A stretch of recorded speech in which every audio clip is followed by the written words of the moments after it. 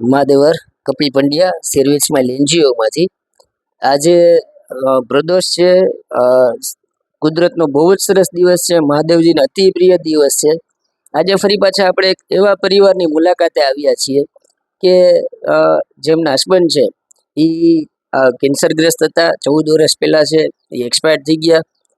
બેનને છે એ 5 દીકરીઓ છે.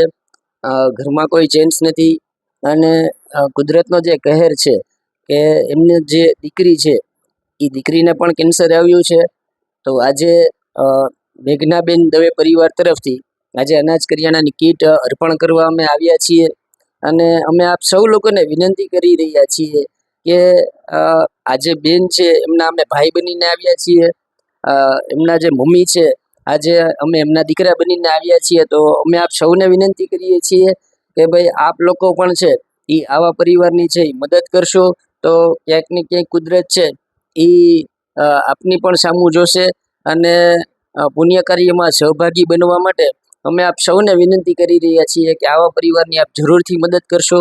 આપની આસપાસ પણ અન્ય કોઈ આવા પરિવાર રહેતા હોય તો એમની પણ ચોક્કસથી મદદ કરશો. આભાર.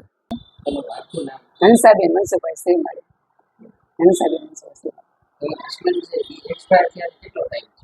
14 વર્ષ.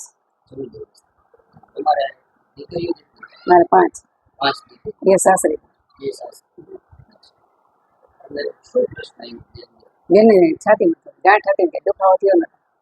પછી એકવાર મને કે મમ્મી કે મને ગાંઠ જેવું લાગે છે. કપડાં ફીટ પહેરે છે ને થયું હશે.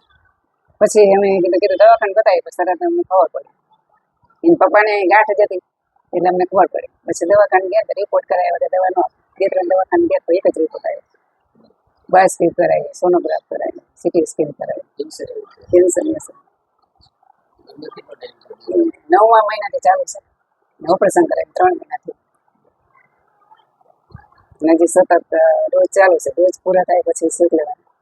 શેક કેટલા આવે પછી અમે કહે છે.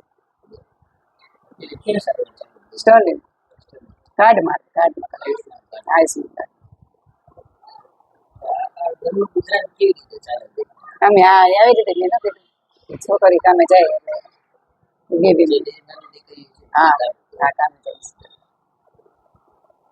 લગ્ન યોગ હતા બિચારીને. આ વર્ષમાં સમૂહ લગ્નમાં બેન ગોઠવતો કે હગાઈને લગ્ન કર્યું કાઢ મારે બહુ રસમ ઓછું થઈ જાય. બેનનું આવું તકલીફ આવી એટલે બિચારી કે હવે અમને થોડુંક મોડું કરજો. અમને તમારે ફોન કરે અવારનવાર મહેમાન આવતા ખબર કાઢવા આવતા હોય